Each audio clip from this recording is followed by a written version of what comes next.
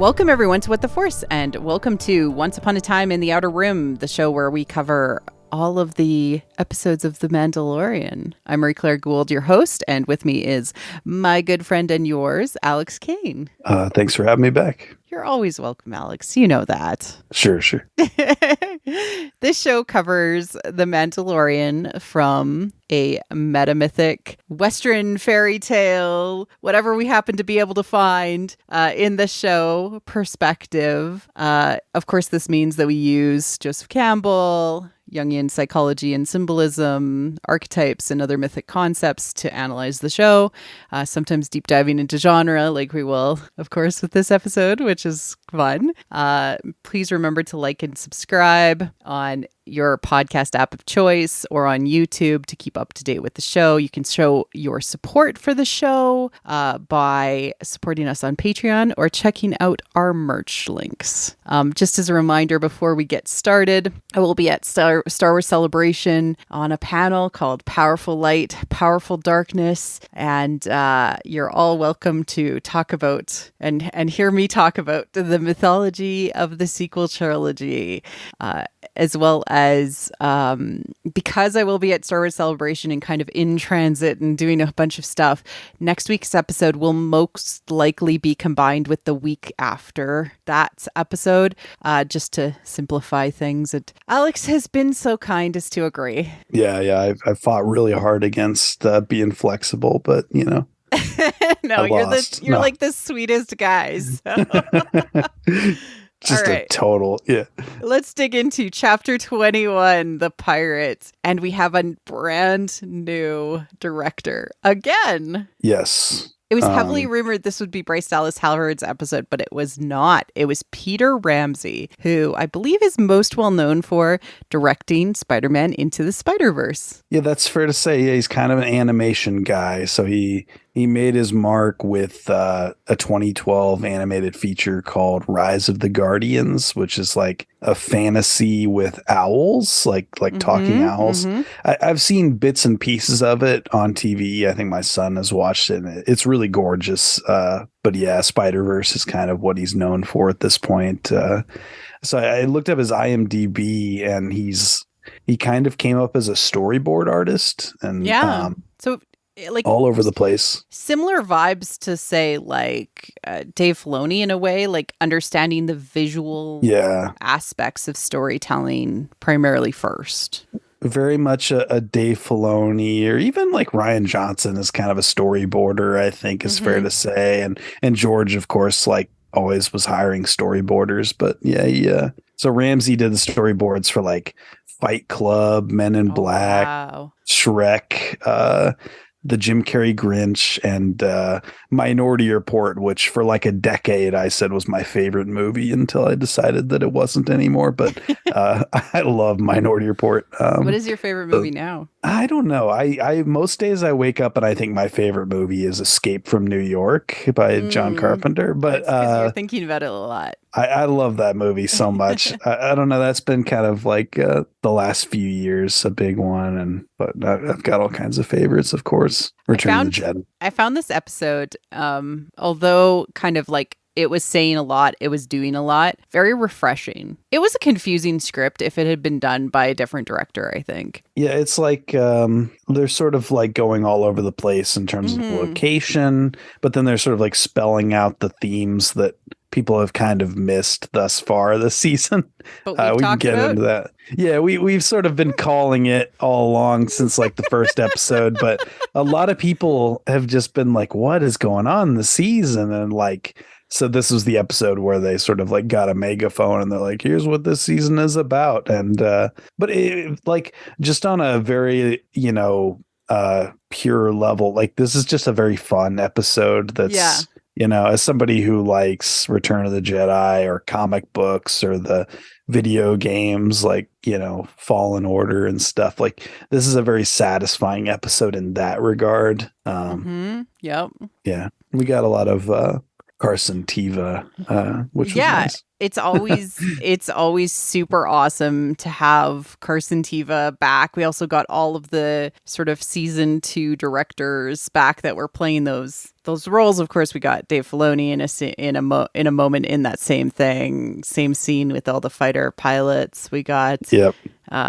Rick Famuyiwa, and also we got a shot of Deborah Chow, which Yeah. it feels like Almost looking at the camera. yeah, it feels like almost it's been a lifetime since, we've had Obi-Wan. Obi-Wan and got to see, got to see Deborah Chow in anything. And, Paul Sung-Hoon Yuli is like always just such a joy to have on screen. And I love that he gets to have more time. He's great.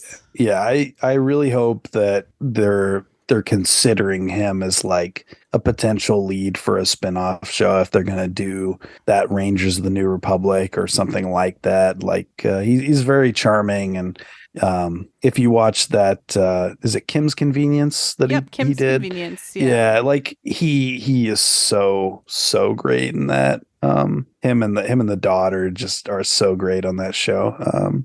I would totally watch the Carson spin-off where he goes off and does little investigations. Yeah, just like oh, there's some weird stuff going down in the galaxy, and it leads to just things we haven't seen before, like a different tone maybe.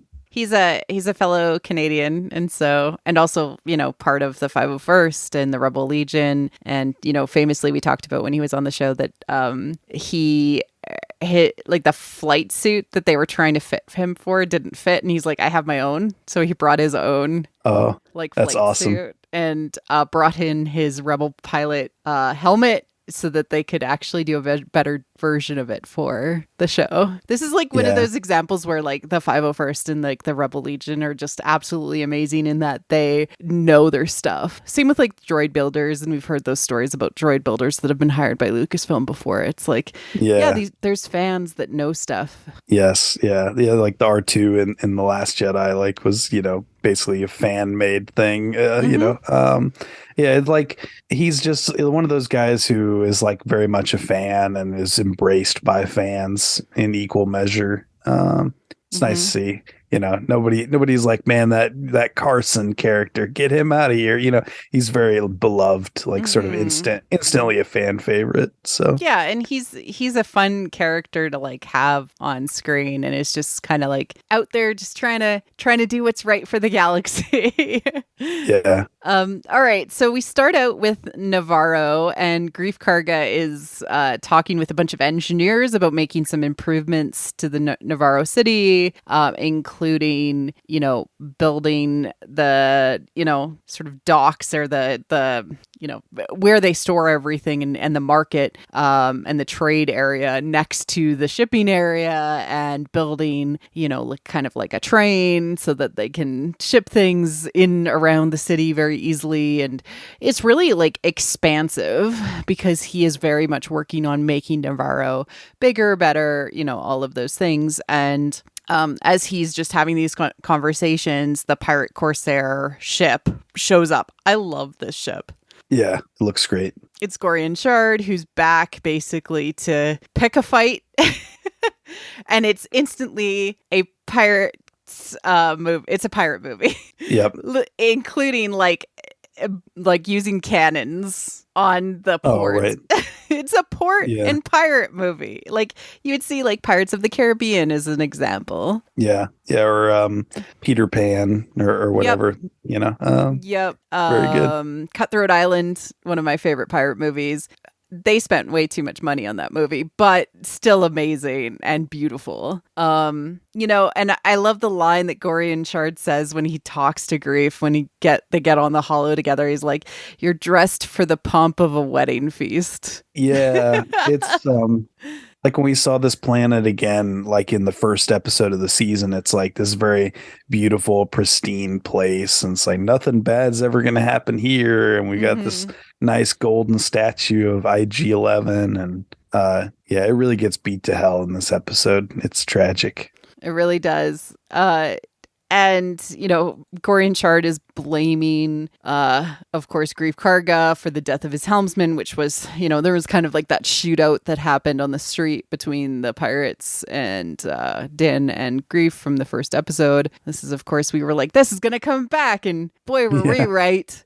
Yeah. And, Gorin reminds him that he's no longer under the protection of Moff Gideon or the Republic. Yeah. And that the Pirate Nation, not many mess with the Pirate Nation. And I love the concept of the Pirate Nation. This is pretty new, isn't it? Like this It felt new. Yeah. Yeah. Like not something that we've really heard about a lot before, but I love it. Yeah, I put in my notes pirates. Yeah, same. Yeah, the flavor is great, and obviously just Gorian Shard as a character is really fun, Kind of reminds me of like Admiral Trench in the Clone Wars. I love that character. I love how he's like made out of lettuce or kale. Yeah. It's so good. Yeah, this just feels like set up for like in Solo they sort of created Crimson Dawn and this idea of like all these syndicates that thrive in the sort of, dark ages, and now we're in the New Republic era and kind of fleshing that out. So we get the pirates who have always kind of been on the far fringes of Star Wars, like the Droids movie on VHS, which I guess is on Disney Plus now. I need to fire that up sometime. I'll watch that with you. I've never seen it. I haven't seen it since I was 6 years old, so I'd love to revisit it. I should actually clarify. Maybe I've seen it. I feel like maybe I have memories of it, but it's so long ago that it would be like watching it for the first time. Yeah, it's been decades. I would love to watch that. Yeah.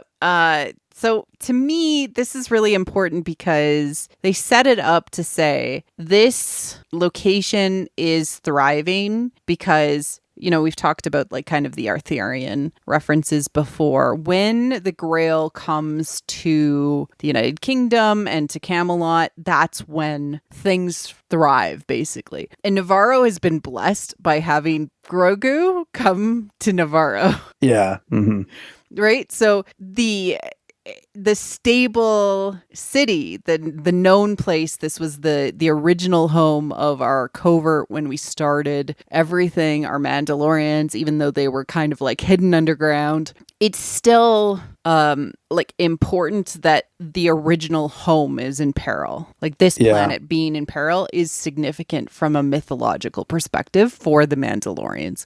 Even though they've left and they were in hiding, it was still their home originally. Not that Mandalore wasn't their original home. It's just saying that that's where the show started for us. That's where our story started for us. Yeah. Yeah, I have in my notes that basically the theme of this episode, as far as I can tell, is about having that place to call home and the sense of belonging. And I mean, now that you mentioned that, it's like Grogu saved Grief's life at least twice, right? Or he would have been gone, and now he's better than he's ever been.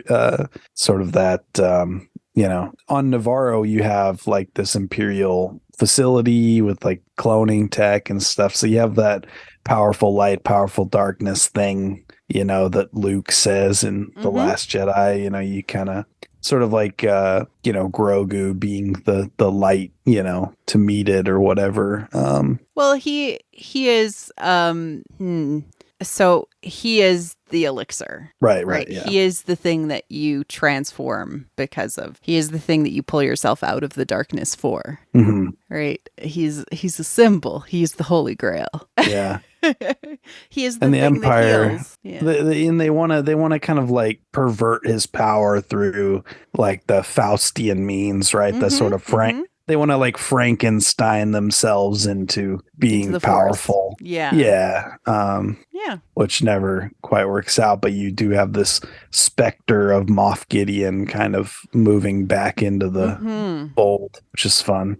The pirates open fire on the town. The townspeople flee. It's very classic pirate movies, cannons on the city, again, like what I said before. And then we get a little tiny bit of a pirate shanty as the title card plays. Oh, nice. Yeah, I noticed the music was different. Yeah, the music was good in this episode, I will say. I noticed. It was great. A shot to the fighter base, which we already talked about. Of course, Rick, Dave, and Deborah being kind of in the bar. I love this bar. It gave me all of the Top Gun vibes, and that's been one of my favorite movies from last year. And Everything Everywhere All at Once. And it just felt like, this is of course a fighter base. Yeah, right? It was like a kind of like a beach planet, right? Yeah. Like I was trying to figure that out. I was like, is it Scarif? Is it Yavin? Not Yavin. Like Dantooine, or I don't know. I was like running through the planets that like it could be, but it's probably just some new, beach planet that they wanted to create for it. And that's okay too, right? Yeah. Carson Teva receives a message and from the bartender, who it's like Misty, I think is her name, or Misty. She's the one who played like our Ugnaught in the first season. She played right. and also Frog Lady. She got to come back and play the bartender. Yeah, Misty Rosas. Yeah. And she's the little Ugnaught pirate on the ship as well. Oh, she is too? Oh, yeah. That's great. I loved him. He was great. He was so afraid. And so it's the message, of course, that Grief had managed to get out, basically asking Carson for his help, and that he's afraid that they'll turn this into a pirate base. And, if they flee the city instead of what he's hoping that it'll be, which is, a place for commerce and trade and things like that. And we have Zeb Aurelius from Rebels show up in live action. Yeah, it looks was so great. Well done. Yeah, it looks really good. Fan favorite character, but also like thematically fits that thing that I was saying about like home and a sense of belonging, because his home world was basically invaded and decimated by the Empire. So it's not like just totally random that they would put him in this episode. He's but somebody who can empathize with Navarro and like what they're trying to do, rebuild, right? Yeah. Voiced, of course, by Steve Bloom, who gets to continue being his character, which is great. Yeah, that is cool. And it just made me go, okay, but where is Alexandre Callis? Oh, right. Yeah. I just want to know where your husband is, Zeb. The glorious red sideburns, right? Yeah, sideburns. Where's sideburns? Yeah, great character. Yeah. The voice was amazing. It was so nice to actually see him live action, and they did such a good job of like making it fit. I don't know. I didn't think that he would be a pilot. I don't know. Is that weird? I don't know. Yeah, I feel that too. There was like an episode where he like modified a TIE fighter to fly it. Yeah. And like that was a memorable episode because I haven't seen that in years and I remember it. But I agree that I don't think of him as like a pilot before anything else. Like he's more like a foot soldier. Yeah, he's like a heavy, kind of like Paz Vizsla, like he's the heavy badass with the giant guns. But I guess like maybe he's just like relaxed over time and is like, yeah, I'll be a pilot. It's fine. I don't know. Yeah. It just surprised me. I don't hate it. It was just more like, oh, okay.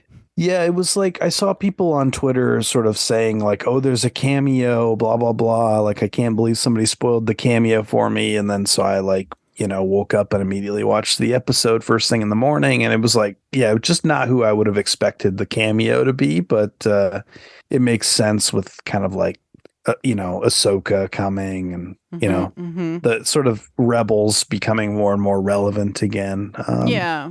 I enjoyed it. So Carson is like, I got to do something, and so he heads to Coruscant and, kind of heads to go see Colonel Oh, Tim Meadows of Mean Girls fame. and famously on SNL as well. Yeah, really great SNL guy, yes. Yeah, and let's talk about what their squadron is called. Oh yeah, it's Adelphi. Oh, Adelphi. That's like an ancient base that was. Yeah, it was the Oracle at Delphi, where the Oracle at Delphi was an oracle of Apollo, which was gifted with the sort of seat of prophecy. So we're saying that whatever Carson Teva is saying is prophecy. He is coming as a prophet. He is coming as a herald. And that's even more apparent later on. So it's not just for the Mandalorians, but also for the galaxy at large. He is heralding the coming of the new First Order. And so like the oracle prophecies were always taken very seriously, and they were very influential in deciding sort of the fate of, you know, what people would do. Rich people, kings would come, or their delegates would come to seek wisdom from the priestesses of Delphi, who would sit over like the vapors of the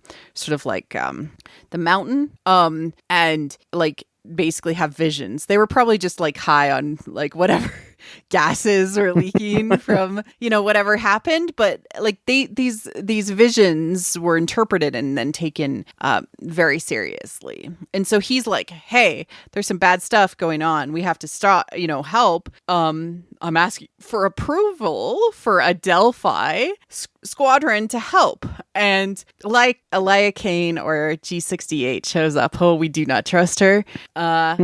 And she just kind of shows up, like, I'm going to the commissary. I'm going to the 7-Eleven. Yeah. I'm going to go get a chocolate bar. Do you need anything? What a suck up, first and foremost. Yeah. She's doing that just entirely to put her face in that room. Yeah. Yeah. She's everywhere that information pertaining to, you know, Gideon. Imperial cloning tech or Gideon. The Outer Rim, that control, Navarro, all of that, right? And, you know, he's like, Tuttle's like, yeah, oh, you used to be in the Outer Rim. And Elias is like, yeah, I used to be there. And, you know, but, you know, we'd love to help, but they're not a member planet. I love that beat. That was so good. Yeah. That was like such a 2020s politics beat where, you know, like something terrible will happen in like a part of, you know, a state or province where it's like predominantly Republican voters or conservative voters. And then like a hurricane will decimate that area, and like some shithead on social media will be like, well, that's what they, you know, deserve for, because they're all conservatives, you know, and it's like such a wretched, cruel attitude. If they only voted a different way. Yeah, it's a wretched way to think about people who are in trouble. Yeah. I also, it really struck me there was some similarities between sort of Ukraine and like NAFTA and all of that political stuff that has been happening to do with whether Ukraine was part of NAFTA or whether, you know, people are going to help Ukraine, you know, in what happened. You know, it feels so familiar to have somebody say this sort of thing. Yeah. Yeah. Like basically this is not our problem. And I like that. I mean, you said that he's sort of heralding the threat of the First Order, which is in my notes. I had that they repurpose the March of the Resistance, which we heard earlier in the season, but they sort of make it Carson's theme in this episode. Yeah. Like he is the resistance in this episode. The resistance, and I could definitely see him that. Helping, you know, the resistance. And he's like, these events, they could all be connected. And Tuttle, like, truthfully, rightly, is like, that's a bit of a leap. Pirates being connected to Imperials, ex-Imperials, or Moff Gideon, like that is a bit of a leap. But again, that's why the Adelphi thing has to be taken seriously by us as the viewer, because it is prophecy, right? It's his gut. It is he's getting this sparkle from somewhere. And Eli is like, you know, perhaps the leaders of Navarro need to understand why becoming a Republic signet is valuable. Sometimes you need to see a new perspective before you're able to see the light. Oh, this is dark. That is dark. It is very much like my favorite line in The Phantom Menace. Well, or I don't know if I'd say my favorite. The most memorable line in The Phantom Menace is it Newt Gunray? He says, "In time, the suffering of your people will persuade you to see our point of view." Man, that's the most evil fucking line in Star Wars. I love it. It's so twisted, and it's, you know, I think it's how a lot of probably politicians think. You know, if I had to guess, it ties to the fall of the Republic. It ties to that because they were constantly refusing support for people non-member states. So we're just falling into the same old things that I think the downfall of what happened with the Republic, that you must be part of them for them to care about you. Yeah, Okay. Padme says, like, I thought slavery had been outlawed, and Shmi's like, oh, well, we're not, part of the club, very dark. Yeah, it is really dark, and it's meant to be a very, like, I would say if you don't think about this stuff that often, it's meant to feel off-putting without really knowing why. Sure, yeah. It's like to make people question, like, what is Elia doing? Yeah. But it's something that everybody's heard, like on the news or like talking heads or whatever, right? Yeah. There's some good bits in this episode. Yeah. And of course, the prophecy ends up boiling down to something dangerous is happening. And before we know what's happening, it will be too late. Yeah, very classic. Like, the one guy who sees like a threat coming, and nobody wants to believe that there's a threat because threats are no fun. Yeah, exactly. Grief is leading the way to the lava flats, and he reminds the people that help will arrive soon. He has faith in his friend, right? He has faith in the New Republic, or at least that the right people will come and help him. And again, that is also like it feels very mythical just in how it is. Like, a hero will come. I saw a tweet where somebody was like, I know that they use the hero's journey for the Mandalorian, but I don't think I've ever seen it so blatant. Oh, yeah. Well, just like with the motifs of like all of these archetypes, right? Yeah. Like especially the herald. And so our herald, Carson Teva, goes to the Mandalorians to give them their information. He lands because he's been tracking somebody amongst the covert. And it turns out that as he arrives, they all come out and he's like, it's a good thing that somebody I served once with the rebellion is in here. And everybody looks around at each other and it's R5. Oh yeah, that was cute. I love that. What did R5 do? Probably not much. But yeah, he was a hero of the rebellion. And I wanted to ask you why they call him Blue. Because the Mandalorians call Carson Blue. Yeah, he's got blue on his helmet. Yeah, I didn't understand that. So if anyone in the audience, like, or anyone listening knows why they called him Blue, I literally, like, I have no idea. Yeah, because I remember hearing that line and then expecting his X-Wing to be painted like blue, but it actually looks a lot like Luke's with like the red stripes.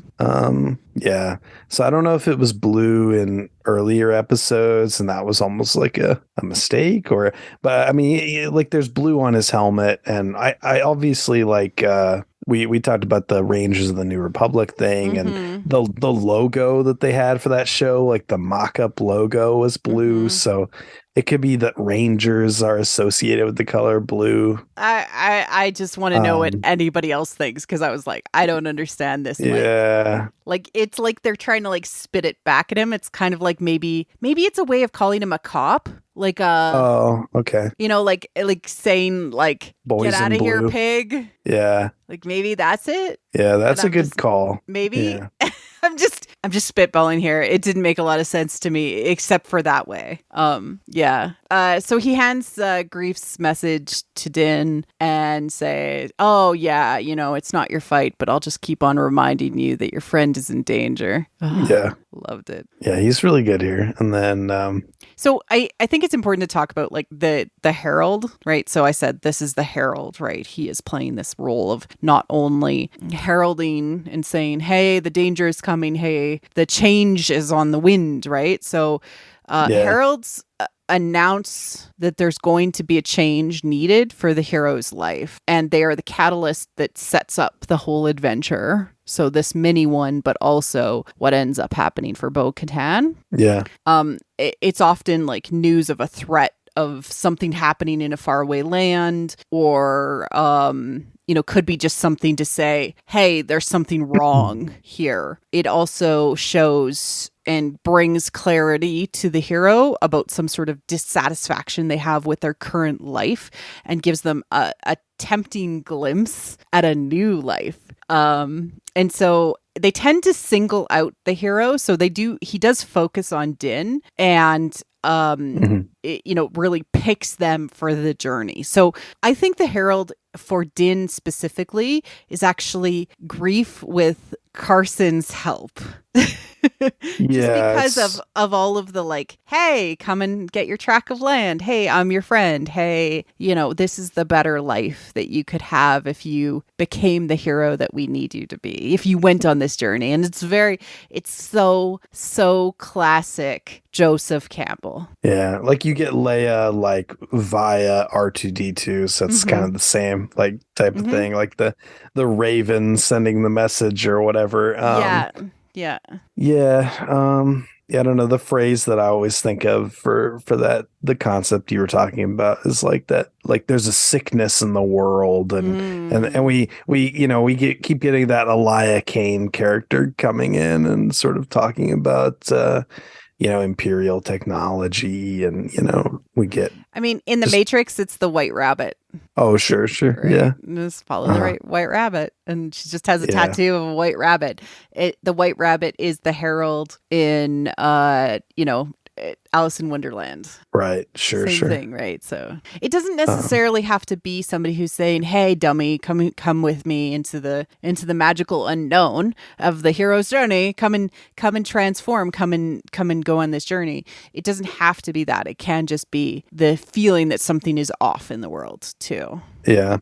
But this spurs Din to actually take his entire covert aside in the cave. So they're in this like the sacred womb that is protecting the covert, right? They're in the darkness. They are hiding, right? They've been incubating like eggs, and he's holding the hammer, right? The talking stick, which is sometimes used.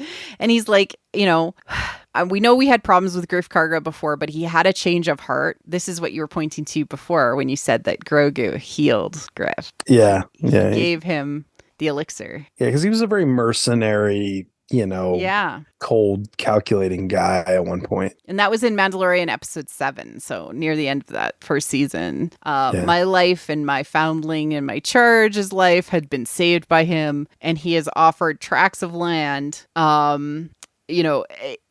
anytime I want, if I were to like go back there. And wouldn't it be amazing if our children could know what it is like to play in the sunlight? This is a beautifully poetic way to symbolically show that they have been living in darkness, in a death-like spiritual state, trapped in their ways. Yeah, every time Paz Vizsla talks like angrily, he describes them as like rats in the sewers, which is not what a Mandalorian is supposed to be, right? Like the children of the Watch are sort of like a very like hibernating, weakened version of these like mighty warriors that like people see when they see Din like out and about, and before he has a name in the show, it's just like, oh, that's Mando, he's the Mandalorian, these guys are just kind of cowering in a hole somewhere, and it they're seeds, right? They're seeds underground that need the sunlight to grow. There you go. It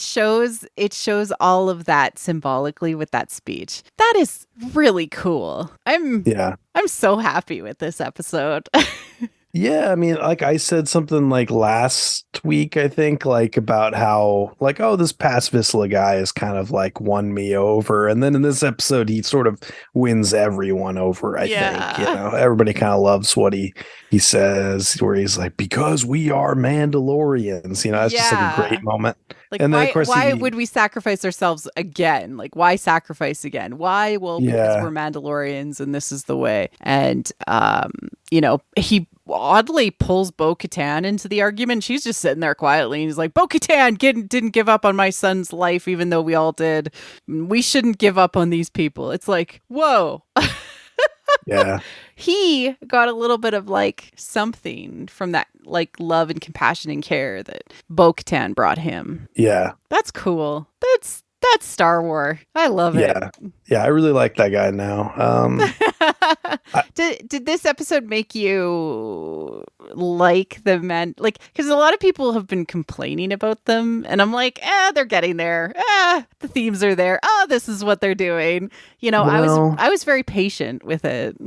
I've been very patient with the season because it felt to me like they had something bigger planned than sort of season 2 didn't really blow my hair back, by any means. It was like had some highs and some lows, but I this season has really kept me engaged, and I've felt like I'm in good hands. Not everything has to be Andor or The Last Jedi for me to have a good time, and I feel like this is like Favreau doing some pretty good work in the writing, and obviously it was a lot tighter than previous episodes. Yeah, I think this episode really holds together because it does have that unifying, even before like they spell it out, you understand that this is about home and its significance of having a place to go, and not where you don't have to hide, but you can just belong. Yeah. And then of course there's a meaningful thing that happens without jumping too far ahead, but the armorer comes out into the world in this episode, which is like so significant, because we don't really see that. Yeah. So that begs all kinds of questions too, where as Paz Vizsla sort of warms up and becomes more human, we then ask like, okay, is that what's happening with the armor, or do we really trust her? Because I don't trust her. But anyway, I'm getting ahead of myself. Why don't you trust her, Alex? Little therapy session on how you're projecting your own dark feminine shadow onto the armor in this show. I don't trust the armor. I think that it's really funny how she tells Bo to remove her helmet, and then you think, okay, the natural response to that is to then for her to remove her helmet, right? And to stand as like equals, or, respect one another. But she doesn't. She leaves it on.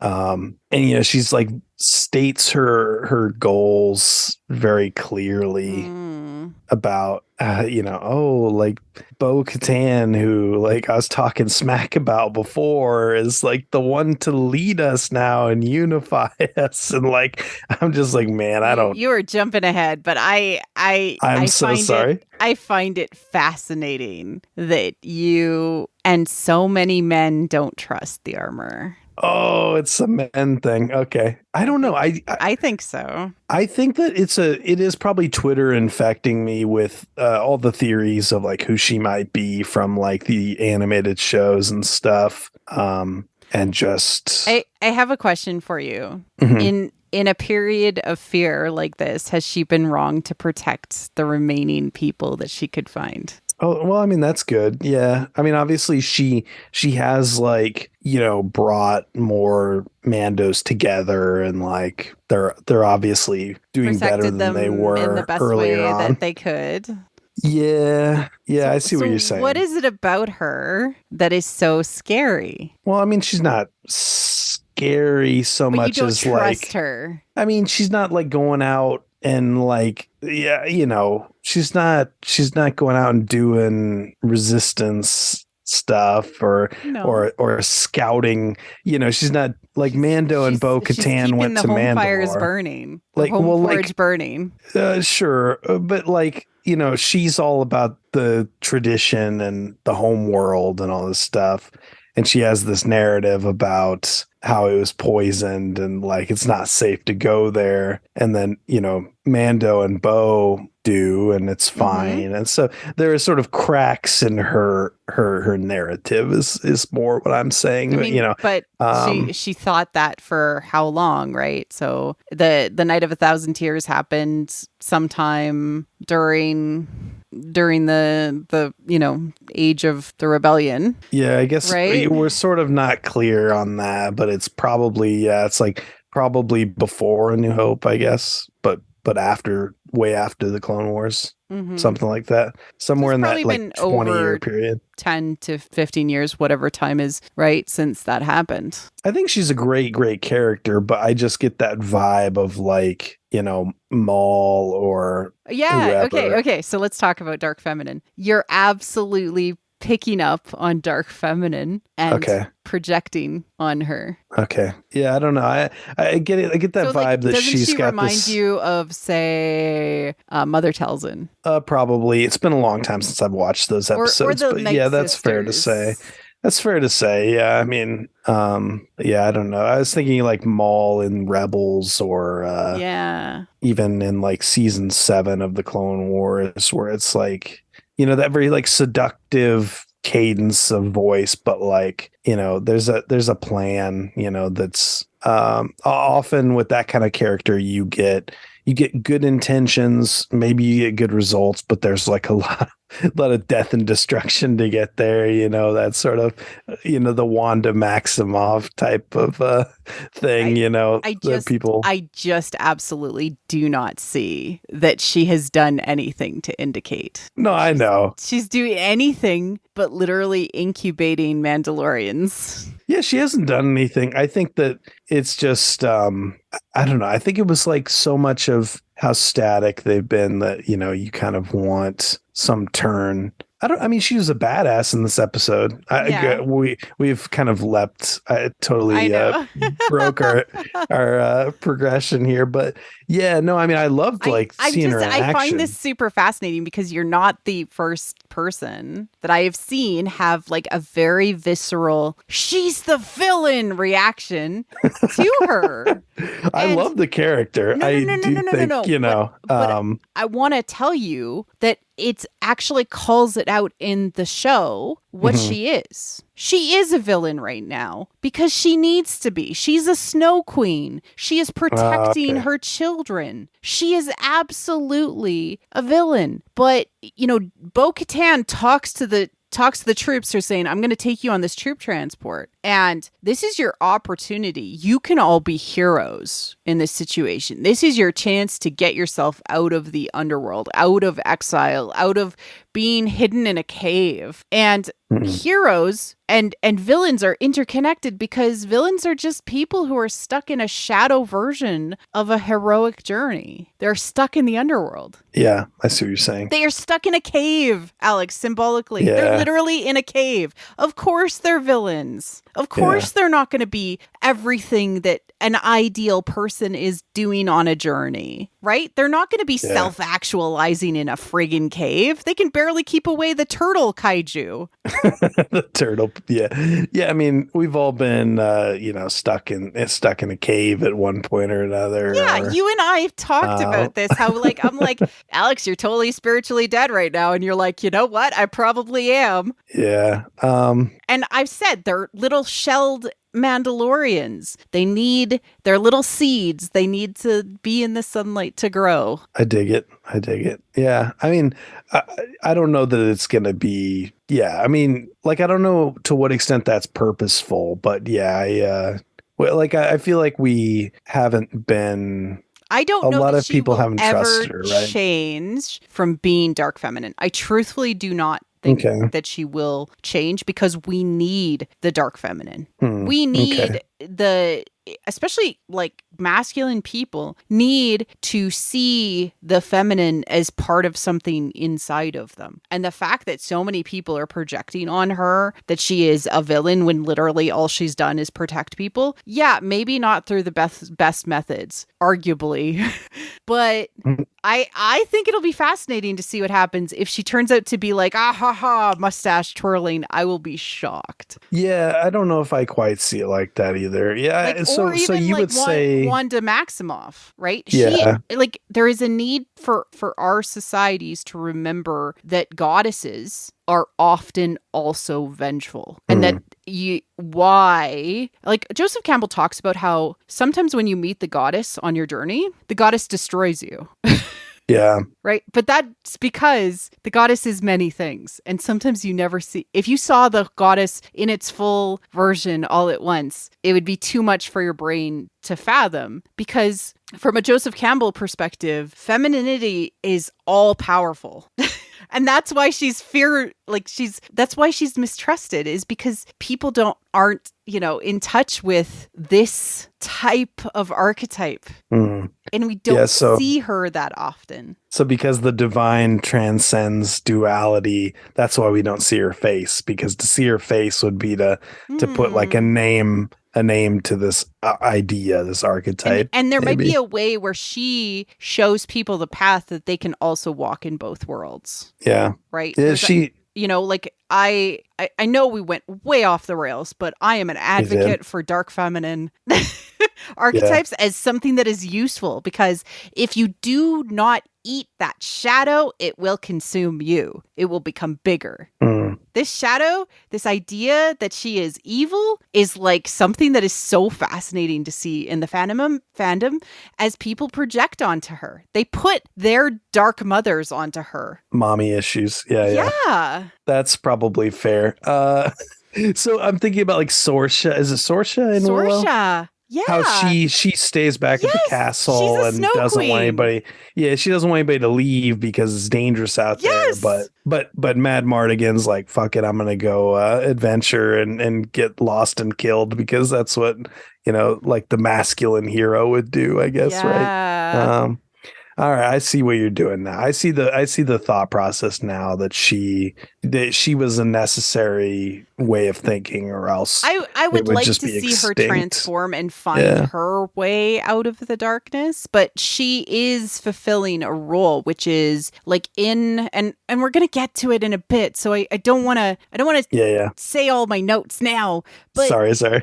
But it's important to talk about this character, and why people have such a visceral reaction to her is exactly why people have a visceral reaction to Kylo. Oh, sure. They sure do. Kylo Ren is a shadow that exists within all of us. Okay. Right? And similarly, if you're having a reaction to the armor in these ways, it's because it's playing with your psychology. It is resonating, and it is telling you something that you have a shadow you got to eat. You got to think about this. Why is this a reaction that you are having? Yeah. Yeah, for a lot of people, Kylo Ren was the ex-boyfriend or the dad, and so yeah, I think that the armor is the mom, is the dark mother, and the mom. I've been saying that for weeks. Come on. It's funny. Like, this episode really does things with the armor that are just unexpected. But I expected them. Okay, fair. No, I mean, she is doing something, and she does something different with Bo than she does do with Din. So I think that's significant. So let's get on. So we had this really cool Pirate v Mandalorian battle that happened. We get the N1 shooting up the place, and then like basically being bait. I love how Grogu is in Din's lap the whole time, like he's carrying the elixir with him. His little joy bundle. And they have this like cute little banter with Griff where he's like, oh, you're outnumbered 10-1. He's like, just how I like it. And suddenly this entire show is a Western. Yes. Like, it's the fight of the OK Corral. It's also like ship battles too. Like, there's a lot, fighter pilots. Like, it's chaos, but it's entertaining as all hell. And Vane is just like, I'm gonna get you, Mandalorian. There's a great shot with Paz like pulling out his Gatling gun. I think my kid was watching at the time and was like, yeah, you can't win against a Gatling gun. Vane is a really fun little villain, because he's a rascally little bastard who, he just kind of doesn't have like the loyalty. Very self-serving, kind of wild card. He's like a Han Solo on the bad the bad side. So, Yeah, absolutely. Yeah, I I'd like a him. lot more of him. He's fun. The armor takes over the seat of power and takes back basically the civic building with her cool hammers and tongs. Yes. I love when she fights. It's so fun. Using the tongs as a weapon, I was like, this is very, I don't know, just cool. Yeah. Nearing the end of the fight, the townspeople come back to the town and like fight off the pirates as well. Vane yeets out. He's like, "It was nice knowing you, Captain." He's like, "This is too hot. I'm leaving." So we'll see him again because he was a fun character and he saved his own skin. And they take down the ship, and Gorian Shard has the best line, which is, I'll abandon ship in a puffer pig's eye. Oh yeah, he's so great. He's so entertaining. I hope he survives. Yeah. Well, like I compared him to Admiral Trench, right? And we thought Trench died, and he came back as a cyborg. So we need the cyborg seaweed man. Yeah, seaweed man. Yeah. We have the community coming together, and the High Magistrate, bequeathing the lands, right? So this feels a lot like a Western, like, thank you for saving the town, and here's the Western lava floods to Bullet Canyon to the Mandalorian people. And I love how all the Mandalorians just head nod. Very like cowboy-esque. Bo gave head like nod. The Boba Fett Return of the Jedi nod, and I was like, hell yeah. Yeah. That was great. Paz informs Bo-Katan that she has to go see the armorer. The armorer wants to. And so this echoes like very similar like season 1 Mandalorian Din journey, right? So she's like, I gotta go and like talk in the forge and things like that. And the conversation about this forge and the forge on Mandalore functioning in the same way was really powerful. What did you think of that? Yeah, just kind of like we're not so different, like we come from similar places, almost like a humility, like, this is like a small forge. It's not that impressive, but on your home world, almost like flattering her, right? Like, I know that you had like this big, magnificent, it echoed with 1,000 hammers or whatever. Yeah. Like, whatever that line was really great. And I don't know. I guess maybe what we do have here, after you so passionately defended her, maybe what we have is actually character growth, where she has gone from like not trusting or being, not liking Bo because of what she's heard about her, to seeing her in action, and now she brings up really admires her, right? What she had done for the covert, right? You've done the thing that is the highest value. The foundling. Saving a foundling. So this mirrors mythically Inanna descending into the underworld to speak with Ereshkigal, which is her sister, and essentially to sort of take Inanna, who is sort of the goddess of creation in Sumerian myth, as well as like sexuality and like reproduction and things like that. So she plays multiple purposes. And Ereshkigal is like the queen of the dead, and they're sisters, so they're kind of like a binary or a dyad in a way. Yeah.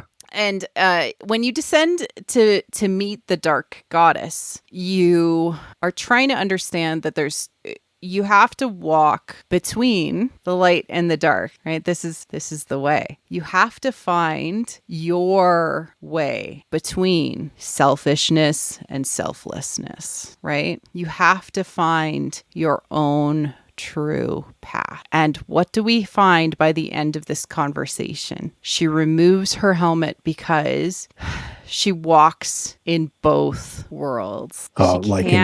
She can be both, right? And she's given this gift because Bo-Katan has understood the importance of the ritual, but also was taught that the mythosaur still exists, so life of the Mandalorian people still exists. The spirit still is alive. There is hope.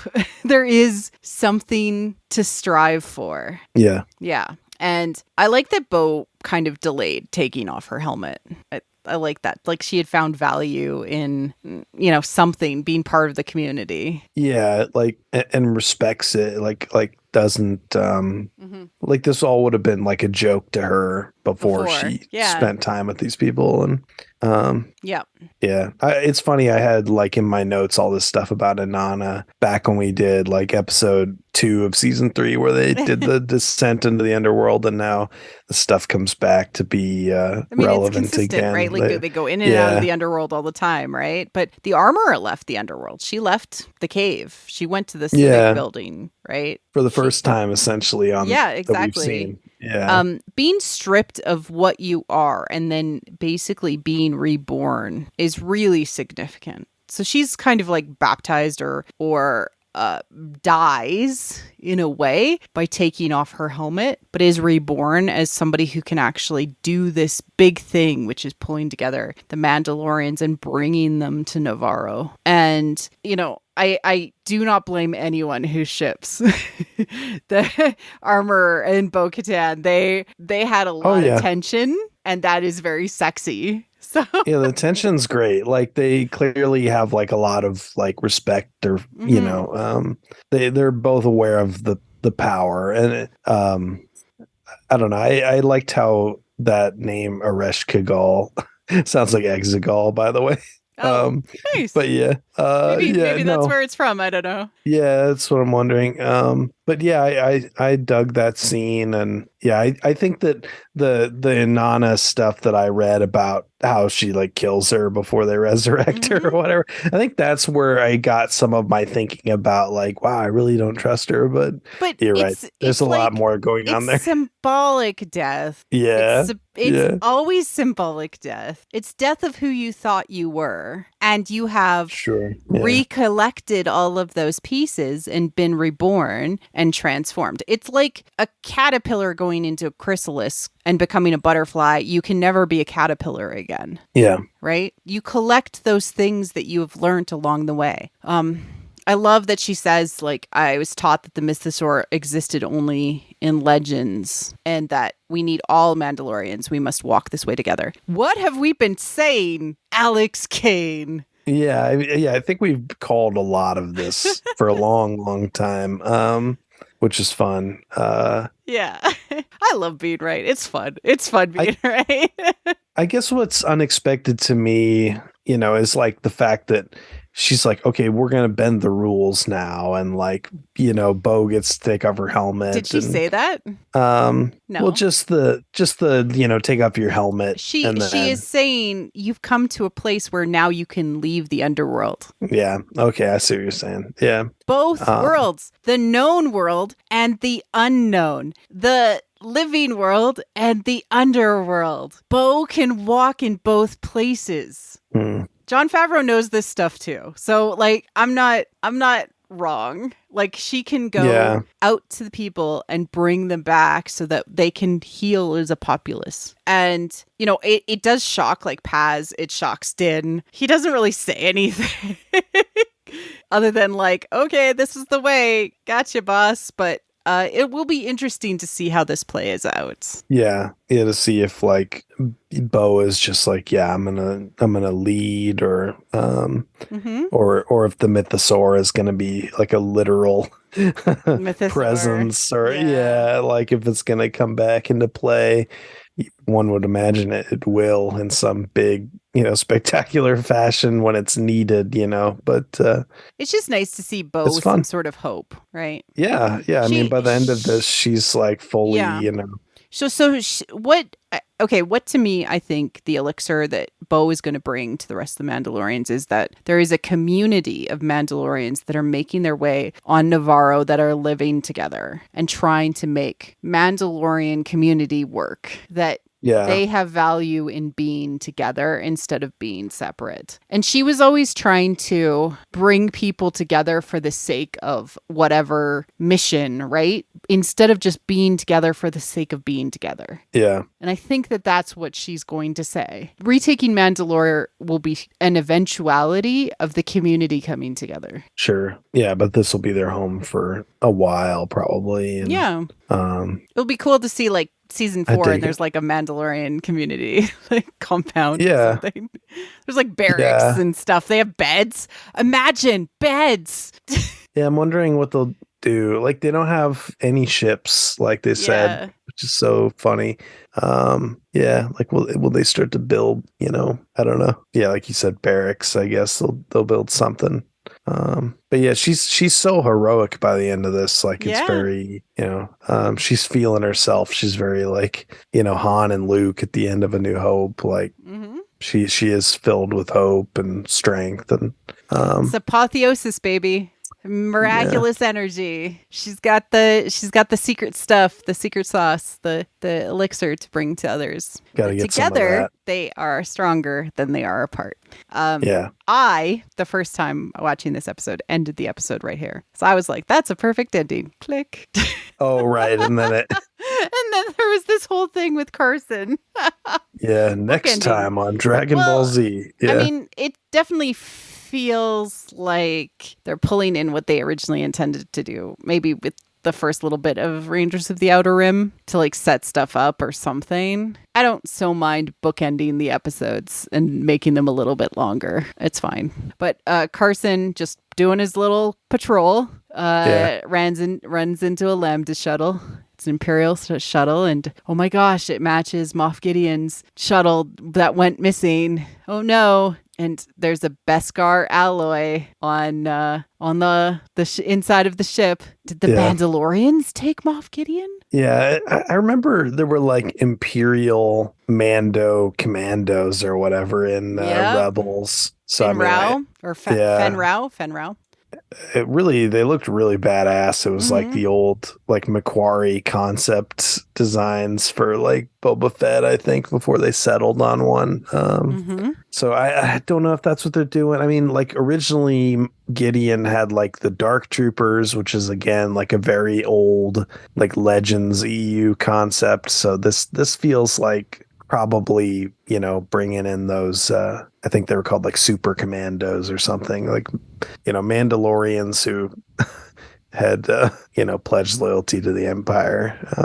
That's a big sort of dark part of their shadow as a people that I don't think has really been brought up in the show. It's, and Paz Vizsla is becoming more of a character, and he sort of hates the Empire, with every cell of his body.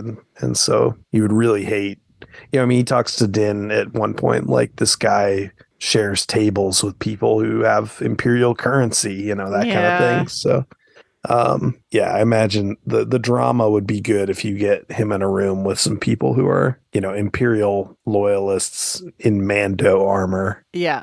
But I don't know. I'm loving the, there is a lot of dramatic momentum in this season, despite what people say, I think. I really, really enjoyed this episode. Yeah. It was fun. It gave me a lot to chew on. It made me very happy to sort of see things happen, and I love pirates. Yeah, I loved the pirate stuff, and then I like how the armor kind of materializes out of nowhere, and like, we sort of like don't expect her to be in the fight because that's not really how she's been, but then it's like, oh, here she is, and she's gonna swing a hammer at this guy's head, like, hell yeah. Yep. That was nice to see her sort of come up. We saw her fight in that, like when the Imperials invaded Navarro, we saw her take out those guys. So it's been rare. Underground, I think, right? Yeah. True. So this was a little different, but it was great. I love this episode. Any final thoughts before we wrap up this episode and I turn my attention entirely to celebration? I don't think so. Just that, I talked last time, I said something like the significance of the Bo-Katan rescues the kid from the pterodactyls episode would be, it seemed like a bigger deal later on. And now, of course, you know, it's really like almost a two-parter. If you put this one side by side with that episode, it all kind of makes more sense. And gives a lot more weight to your argument about the armorer having always just kind of done the right thing. Not argument. I mean, you're right about like how she served the purpose, but no, it's good. It's good. It just kind of like that episode sets up how Bo would seem like the bee's knees to these people who would have really distrusted her and disliked her, you know, a season ago.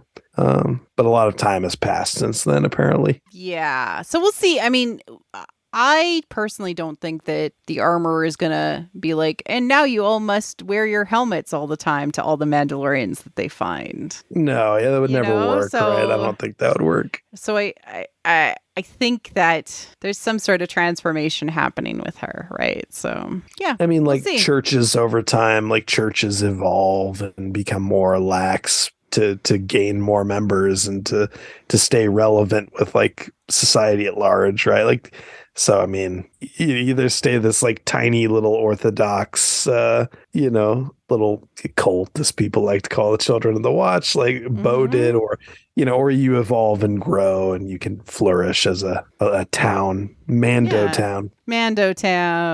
Yeah. I'm looking forward to it because, hey, they've got their own personal security force in Navarro. Yeah, Navarro is probably going to be less of a target with like, a few hundred of these guys hanging out. Yeah, exactly. Yeah. All right. Alex Kane, where can people find you if they're looking for you online? On Twitter at Alex J. Kane. Awesome. Thank you, everyone, for listening. And we will be back as soon as possible with more deep dive into The Mandalorian. Cheers.